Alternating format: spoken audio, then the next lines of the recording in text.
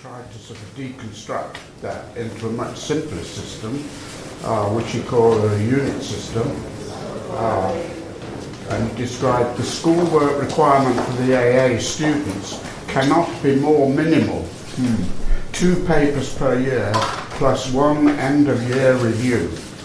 But the year-end work review would be the toughest review a person may encounter in their lifetime. This is 1971. A well-laid table and a banquet for free-ranging souls as opposed to your local cafeteria fare. A workshop and a platform, a marketplace and a forum. A cool look at the world scene. So, Lawn, we tried to, in a way, not in a nostalgic way, but try to hang on to those, I think particularly a marketplace and a forum. So in a way, we tried to construct forum for students that is not curated by staff. Some would say that's old-style education. Why is there only one exhibition?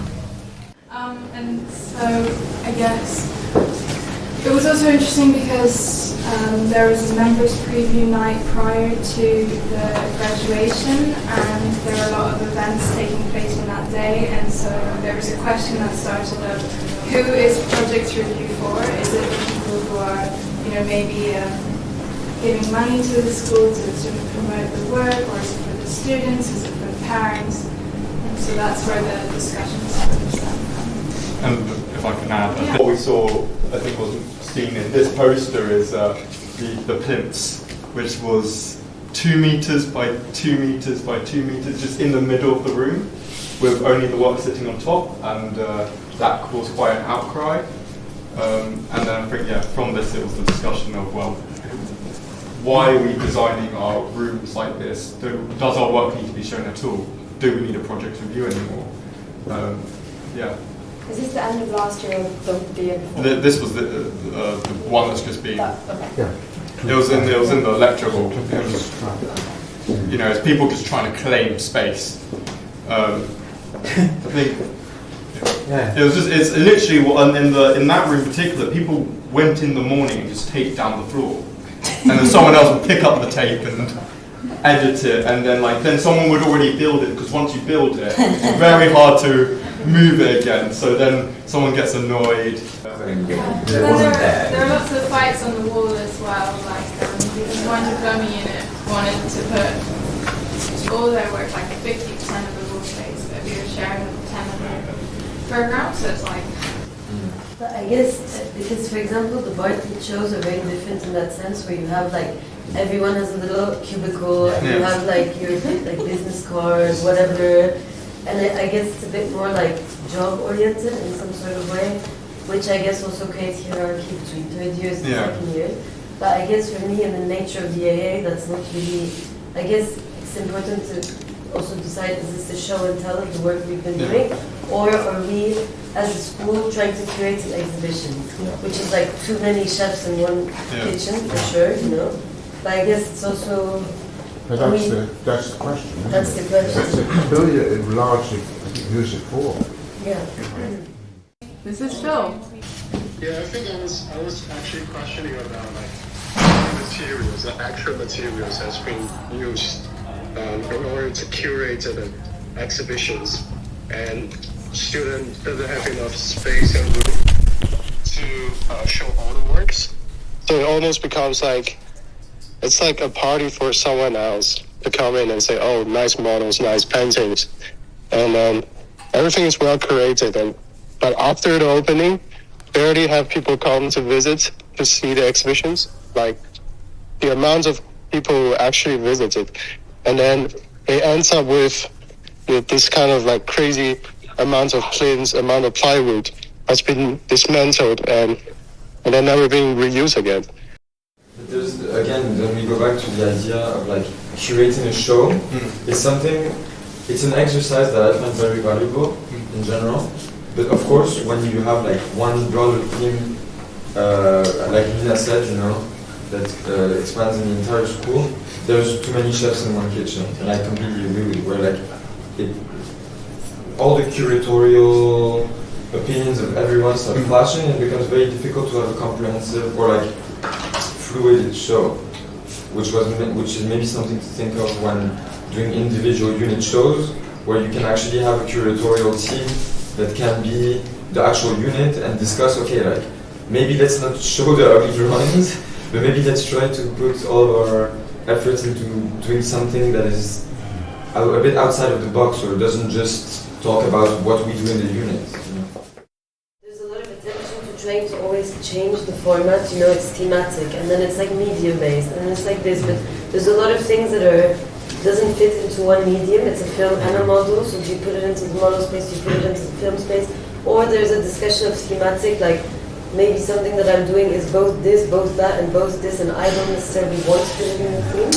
But why can't it be continuous? I mean, I never understand why all the best wall space, very rarely is student work exhibited at the AA. The archive exhibits stuff on the stairs and things like that. But if I was a student, I would expect ongoing work to be exhibited. I think this discussion about what is the final of the image versus what is the process becomes important, because if there are moments where you can see the work as it's being progressed, then there becomes less emphasis on finality. There's a moment where process becomes important, where the drawing isn't this propaganda. So is there moments when does project review need to happen at the end of the year, or does it happen somewhere in the middle? But I think this is also another question that was a problem, not the past year, but the year ago, where there's actually a day where everyone had put up a bunch of posters on the wall, and it was actually the most vibrant I've ever seen the main staircase, because some people had done like a poetry reading, they had put some stuff, some people had we had put up some posters for something, and the next day we came back to the school, everything was burned down. And there was of course a Zaha poster on the wall, and we were like, oh okay, we get it, you know, so. I mean, just to explain a little bit about AALAWuNagm, there's an increasing feeling that units were getting increasingly introspective and not communicating with each other and becoming kind of almost private cults and sort of homes for too much sort of tutor vanity, where they would be reluctant to discuss ideas with other units, and there didn't seem to be any sort of particular way that units might communicate with each other than those which felt a natural sort of affinity. So he set up AALAWuNagm to try to cut across that, so to try to make connections between units or parts of the school which... I'm trying to find the place where all the materials go to die. Material in the skip. Right, so 研究表明，将模型摆放在底座上有助于大家对作品的理解。可是为什么这些有用的底座展览结束后就会被抛弃呢？我们真的需要它们吗？ So research shows if you put a model on the plinth, it helps people to understand its meaning. But why this useful plinths will be abandoned after exhibition? So do we actually need them? I'm trying to find the place where all the materials go to die. Material In the skip. Right, so... So the year before, the first year studio at the top, right up of the terrace, was so busy when you guys graduated from third year. Oh my god, yeah. Yeah, it was like shelves really tall, and when you walk in, it's like visual overboard of it was too much. And so this year, the design became quite sterile. We had like these metal tables, and there were no shelves, so that you could see the whole room from all vantage points, and then work on the walls. But then it kind of removed the creativity out of it because it felt so sterile and so controlled in its design. And so we kind of need to find a middle ground between an explosion of creativity, but also it needs to be somewhat legible. Obviously we're not going to understand each and every project, but we need to be able to walk around the room and not feel visually attacked.